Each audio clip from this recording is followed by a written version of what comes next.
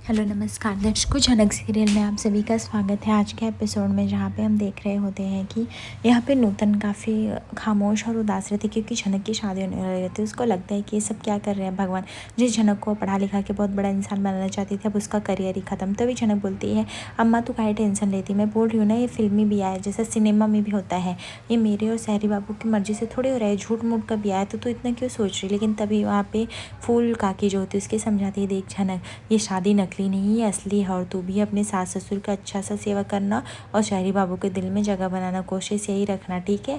लेकिन वो मानने को तैयार नहीं होती। जहाँ पे नूतन अपनी आंसू बहा रही होती है और काफ़ी रो रही होती है और उसकी सारी सखियाँ जो थी खड़ी होती तैयार करने के लिए। जहाँ पे जनक बोलते नहीं कहा कि मैं सही बोल रही हूँ, ये शादी नकली है।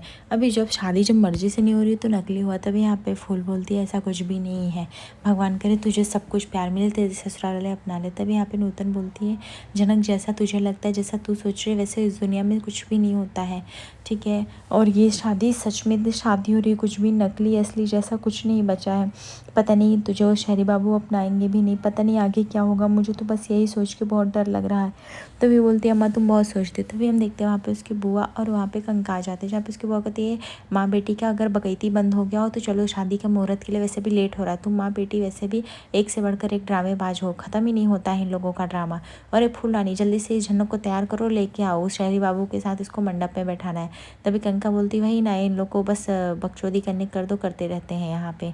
दूसरी तरफ हम देखते हैं कि यहाँ पे झनक जो होती है वो एकदम से यानी नूतन खामोश होकर रो रही होती है। वो जैसे ही जनक को दिखती है दुल्हन बने, वो गांव के रीति रिवाज में लोग उसको टोकरी में बैठा के लेके आते हैं। तभी उसको याद आता है कि किन परिस्थितियों में अनिरुद्ध और जनक की भी शादी हुई थी, जिस शादी को लोग मानने ही वाले नहीं थे और ऐसे मोड़ पे आके खड़े हो गए थे। ऐसा लग रहा था कि नूतन के सामने बस उसका पास्ट सब कुछ दोहराया जा रहा है। नूतन बड़ी खामोशी से देख रही होती है और वो सोच रही थी कि आखिर मैं इस शादी को कैसे रोकूँ, मेरी बेटी की बलि चढ़ने वाली है, उसके करियर का खात्मा होने वाला है, लेकिन मैं चाह के भी कुछ भी नहीं कर सकती हूँ। उसके बाद हम देखते हैं कि लावा प्रशन की रस्म होती है, जहाँ पे माँ जो होती है अपने झोली से जो भी होते हैं अनाज वो झनक की झोली में डालते हैं। उसके बाद हम देखते हैं शहरी बाबू को भी दूल्हा बना के लेके आ जाता है झनक के सामने यानी ऋषि को। उसके बाद यहाँ पे रस्मों रिवाजों के साथ ऋषि जो होता है वह झनक की मांग में सिंदूर भरता है और काफ़ी गुस्से में रहता है क्योंकि ऋषि ऑलरेडी चिढ़ा हुआ है, एक तो गाँव वालों से और उनकी रस्मों से, यह ज़बरदस्ती की शादी मान नहीं रहा। दूसरी तरफ झनक जो होती है उसको मजाक मिल रही है कि उसको ज़्यादा दिन यहाँ पे नहीं रहना, उसके बाद वो यहाँ से चली जाएगी। ऋषि जो होता है वो उसकी मांग में सिंदूर भरता है और उसके बाद वह चुपचाप खड़ा रहता है क्योंकि गांव वाले की धमकी की वजह से कुछ नहीं कर सकता है। दूसरी तरफ हम देखते हैं एक बुढ़िया जो होती है वो बोलती है कि हमारे झनक बिटिया का ख्याल रखना शहरी बाबू, वहाँ पे लेके जाके इसको सम्मान देना। दूसरी तरफ हम देखते हैं कि यहाँ पे झनक की विदाई का समय हो जाता है, जहाँ पे ऋषि काफ़ी गुस्से में रहता है, बोलता है इफ़ अगर ड्रामा बंद हो गया हो तो चलो अभी मुझे इससे ज़्यादा और नहीं रुकना है। तब दूसरी तरफ यहाँ पे नूतन जो होती है झनक को समझाती है, झनक बेटा अपना ख्याल रखना, तो इतनी दूर जा रही है जहाँ पे मैं नहीं होंगी, इसलिए तुझे अपना ख्याल रखना पड़ेगा। तभी यहाँ पे झनक को याद आता है कि वो अपनी अम्मा से याद की थी, प्रॉमिस की थी कि वो उनको शहर से बाहर ले जाएगी, लेकिन नहीं ले जा पाई। तभी यहाँ पे नूतन बोलती मुझे उम्मीद है तू बड़ा करेगी। दूसरी तरफ यहाँ पे फूल और रानी कहते हैं, अरे बस कर नूतन, कितना रोएगी, बेटी जा रही ससुराल, अब इतना भी नहीं रोते हैं, ठीक है। तभी यहाँ पे नूतन जो होती है वो बोलती है कि बस मैं चाहती हूँ मेरी बेटी जहाँ भी रहे खुश रहे और कुछ इससे ज़्यादा नहीं चाहिए। बेटा पता नहीं वो तुझे अपनाएंगी कि नहीं, ज़बरदस्ती की शादी में भगवान तुझे हिम्मत दे, और शहरी बाबू प्लीज़ इसकी रक्षा करना, इस पर आँच मत आते। तभी यहाँ पे बोलते हैं कि ये सब आपकी वजह से, जब आपको पता था गाँव वालों की मैंटालिटी क्या है कैसे, तो आपको अपनी बेटी को मेरे साथ भेजना ही नहीं चाहिए था, तो ये सब अनर्थ नहीं होता है। इन सब में सबसे बड़ी लीपापोती आपकी है।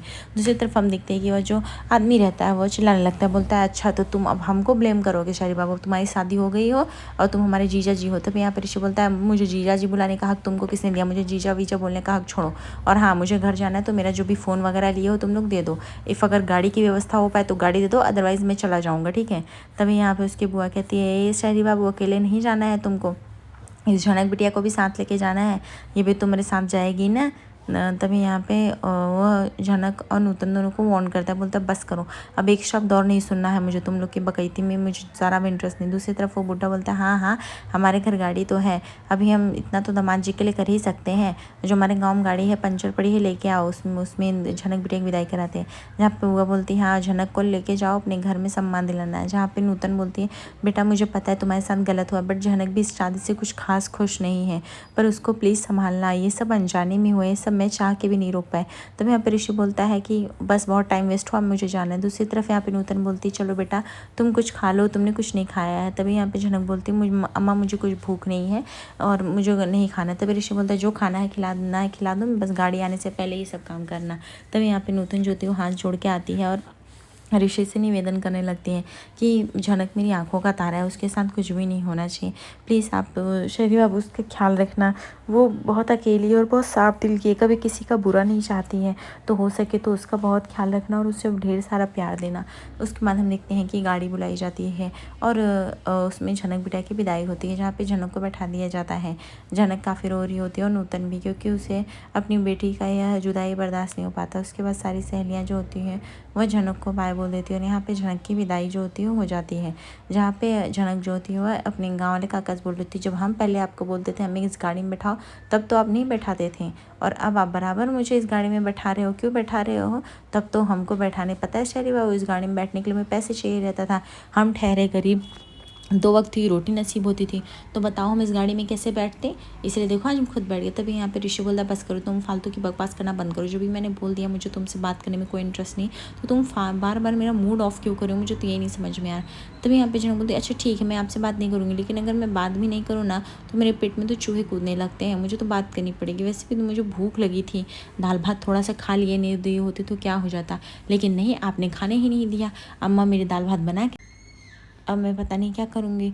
तब यहाँ पे ऋषि बोलता है बस भगवान करे तुम शांत हो जाओ जनक, मेरा मूड ऑफ मत करो, तुम्हें पता नहीं किस चीज़ की हंसी और खुशी आ रही है, मैं बोल रहा हूँ ना मेरा मूड खराब। तभी यहाँ पे जनक बोलती है अब हम जब आपसे बोल रहे हैं कि हाँ ये सब जानबूझ के शादी नहीं, सब नकली शादी, तो आपको यकीन काहे नहीं हो रहा है? मैंने क्या कुछ जानबूझ के किया है क्या?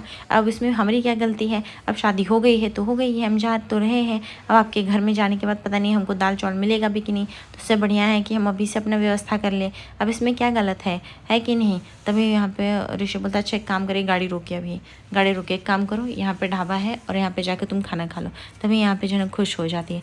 दूसरी तरफ हम देखते हैं यहाँ पे आयशानी जो होती है वो पीछा करते करते पीहू का उस रेस्टोरेंट के पास यानी होटल के पास आ जाती है, जहाँ पे हम देखते हैं जीत जो होता है वो ईशानी को अपने साथ लेके जाता है और ईशानी को बैठने बोलता है, सीट ऑफर करता है और बोलता है ईशानी सच में तुम बहुत ही अच्छी लग रही हो, वैसे तो मैं चाहता था कि तुम्हें जल्दी लेके जाऊँ, लेकिन तुम्हारे बीच में तबीयत ना गड़बड़ होती तो हम और जल्दी आ जाते हैं, वैसे अब तुम कैसी हो? शानी बोलती मैं ठीक हूँ। अरे पीहू बोलती मैं ठीक हूँ। तभी यहाँ पे जीत बोलता है लेकिन पीहू मुझे एक बात बताओ तुम इतना लेट कैसे हो गया आने के लिए? दूसरी तरफ यहाँ पे ड्राइवर बोलता है कि भाभी जी हमें जल्दी चलना पड़ेगा, भैया के आने का टाइम हो गया शाश्वत भैया। तभी यहाँ पे शानी बोलती है कि हाँ बट रुको थोड़ी देर। दूसरी तरफ हम देखते हैं कि यहाँ पे वो वेटर को स्कॉच के लिए ऑर्डर देते हैं, जहाँ पे पीहू मना करती है ड्रिंक करने से। तभी यहाँ पे जीत बोलता है कम ऑन ईशानी, अगर तुम ड्रिंक नहीं करोगे तो मैं भी नहीं करूँगा। अरे पीहू, तो उसके बाद पीहू ज्योति बोलती नहीं नहीं जीत अंकल आप मंगाइए मैं पी लूँगी, इफ़ आप अगर बोल रहे हो इतना। जब जीत बोलता है मेरे सामने तुम थोड़ा खुल के रहो, तुम एज अ फ्रेंड, हमारा सिर्फ एक अंकल बेटी वाला रिश्ता नहीं, एक फ्रेंड से भी बढ़कर है, ठीक है? तुम अगर उस तक रिश्ते तक जाओगी ना तो तुम सब कुछ, वैसे मैं तुम्हारे हूँ तो बाबा की उम्र का, but I am sure I am not narrow minded, मैं नैरो माइंडेड बिल्कुल भी नहीं हूँ, ठीक है?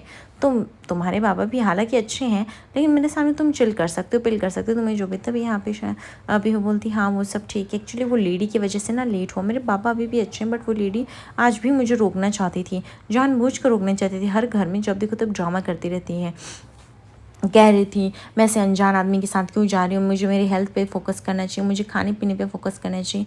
यूँ नो जीत अंकल वो जब देखो तब एकदम कान में बजी रहती है, कुछ ना कुछ बोलती है। तभी यहाँ पे जीत बोलता है कि अच्छा वो लेडी की बात कर रही हो, ओके ओके। देखो ईशानी मुझे लगता है माँ होती, हो सकता है वो तुम पे हक जमाना चाहती है इसलिए वो ये सब कर रही हो। वैसे मुझे बहुत ख़राब आदत लगता है जो लोग बच्चों के उनके हर चीज़ में टांग भिड़ाते रहते हैं। बच्चों को भी कुछ चीज़ें समझनी चाहिए, अगर वो अपनी हर बातें माँ बाप को बताएंगे तो ज़रूरी नहीं ना माँ बाप समझे। माँ बाप इतने अच्छे नहीं होते, जो देखो बच्चे जब भी माँ बाप बन जाते हैं तो हमारी माइंड जो नैरो हो जाती है काफ़ी, ठीक है, ब्रॉड नहीं रहती, इसलिए कुछ भी बोलने से पहले सोचना पड़ेगा। दूसरी तरफ ईशानी को काफ़ी घबराहट हो रही होती है कि ईशानी सोचती है आज क्या है कितना भी लेट हो जाए वो नहीं जाएगी। जीत कहता है कि अभी एक काम करो तुम मेरे होटल रूम में चलो, मेरा लॉन्च है वहाँ से काफ़ी अच्छा व्यू दिखता है, ठीक है, और मैं तुम्हारे पापा को इन्फॉर्म कर दूंगा। पीहू को इतना ज़्यादा ड्रिंक कराने के बाद उसको ओवरलोड हो जाता है, जहाँ पे वो अपने आप को भी संभाल नहीं पाती है, और जीत जो होता है उसे बहका फुसला के जो होता है लेके चल देता है, घर के लिए रवाना होता है। दूसरी तरफ हम देखते हैं कि यहाँ पे उसकी दीदी जो होती है वो वेट कर रही थी। तभी यहाँ पे शाश्वत आता है, बोलता है दीदी ईशानी कहाँ, ईशानी को बुलाइए ना। तभी यहाँ पे उसकी दीदी बोलती है मुझे क्या पता कहाँ पे है, वो मुझे कुछ बता के जाना ज़रूरी थोड़ी समझती है, आज मुझे सुबह कितना कुछ सुनाया है, मुझे बोला है कि मैं बच्चों को भड़काती हूँ, मैं बच्चों की अच्छी परवरिश नहीं दी, इसीलिए वो ऐसा है। अरे जब मेरे पति का देहांत हुआ तो मैं तुम लोग कोई बच्चों के संभालने के लिए मैं आ गई ना। अब मुझे लगा इस लड़की की शादी करा दूंगी तो बच्चों की जिम्मेदारियाँ लेगी। अब मुझे क्या पता था मुझे उल्टा मुँह जवाब देगी। तभी शाश्वत बोलता है, अरे दीदी कोई बात नहीं, ईशानी को आने दीजिए, मैं बात करता हूँ। आप उसकी बातों को इतना दिल से क्यों लगाती, कान से सुने कान से निकाल दीजिए ना, इतना भी क्या है। तभी यहाँ पे उसके नंदी बोलती है, अगर देख शाश्वत तुझे प्रॉब्लम है तो मुझे घर से निकाल दे, मैं चली जाऊँगी। तो भी शाश्वत बोलता है, मैंने दीदी आज तक आपको कुछ बोला है, प्लीज़ नेग्लेक्टेड। दूसरी तरफ यहाँ पे उसकी दीदी कहती है, मुझे तो लगता है जीत का इसके साथ कोई संबंध है, इसीलिए तो। और मुझे तो अभी भी लगता है कि पीछा करते करते पीहू के साथ पहुँच गई होगी, हो सकता है दूसरे किसी बाजू टेबल पर बैठी हो। वैसे भी इसकी सोच जो है ना काफ़ी घटिया लगती है, और ये पीछे हाथ धो के पड़ जाती है, वरना ये किसी के हाथ धो के क्यों पीछे पड़े। अरे दोनों में एक कॉमन चीज़ देखा, उसको उसका फोटो मिल जाता है। ये बोलती एक तरफ अच्छा इंसान नहीं, दूसरी तरफ बोलती मैं जानती नहीं हूँ। ये काफ़ी बहुत उनका एक अजनबी चीज़ है। वो बोलती है, वो शाश्वत बोलता है, हाँ तुम आप ठीक कह रहे हो, मैं आने दो, इशारे में बात करता हूँ। दूसरी तरफ हम देखते हैं कि जीत जो होता है वह पीहू को अपनी कार में बैठा लेता है और बोलता है, पीहू जस्ट रिलैक्स, अभी चलेंगे हम लॉन्च पे और तुम्हें मैं फार्म हाउस से व्यूज़ दिखाऊंगा, काफ़ी अच्छा पहाड़ और झरना का व्यू है। एंड देन उसके बाद आफ्टर दैट तुम अपने घर के लिए जा सकते हो, मैं तुम्हारे पापा को इन्फॉर्म कर दूंगा, ठीक है। तो इतना जस्ट रिलैक्स, तुम्हारे पापा को मेरे ऊपर पूरा भरोसा है, तो इसके लिए तुम इतना चिंता मत करो। उसके बाद हम देखते हैं कि जीत जो होता है वह पीहू को कार से उठाता है और उसके बाद वह उसको बोलता है कि चलो पीहू बस थोड़ी दूर और जाना है, उसके बाद तुम पहुंच जाओगे। उसके बाद वह अपने सारे नौकर को जो होता है वहाँ पे गेट खोलने का, तभी यहाँ पे ईशानी पीछे करते करते आ जाती है। वो सिक्योरिटी गार्ड को बोलती है, मुझे अंदर जाने दीजिए, मैं आपके साहब की दोस्त हूँ, उनके साथ ही आई हूँ, नहीं तो मैं उन्हें फ़ोन कर दूँगी। उसके बाद वह विवश हो जाता है, बोलता है नहीं मैडम एक काम करिए आप जाइए। दूसरी तरफ हम देखते हैं कि जीत जो होता है वो पीहू को रूम में बैठा देता है और वो बोलता है कि पीहू जस्ट रिलैक्स, इफ तुम्हें किसी भी चीज़ की ज़रूरत हो तो तुम बताओ। पीहू बोलती है, अंकल मेरा सर काफ़ी भारी भारी लग रहा है, मुझे घर पे भेज दीजिए ना। जीत बोलता है, इट्स ओके, तुम्हें वहाँ पे भी जाके तो सोना ही है ना, एंड मैं तुम्हारे पापा को इन्फॉर्म कर देता हूँ, बट तुम रिलैक्स तो करो। आई थिंक थोड़ा सा ड्रिंक पियो, और ये ड्रिंक जो है ना इससे तुम जो उस ईशानी यानी उस लेडी से चिढ़ती हो ना उसको भूल जाओगे तुम, उसने क्या किया। दूसरी तरफ हम देखते हैं कि यहाँ पे दूसरा सर्वेंट जो था दरवाज़ा बंद कर होता है। ईशानी बोलती है, नहीं मुझे आपके साहब से मिलना है, एक्चुअली मैं उनके साथ ही आई हूँ, मैं मिल लूँगी, काम करो तुम यहाँ से जाओ। दूसरी तरफ हम देखते हैं कि ईशानी जी जो होता है वह पीहू को काफ़ी ज़बरदस्ती से वो ड्रिंक पिला रहा होता है।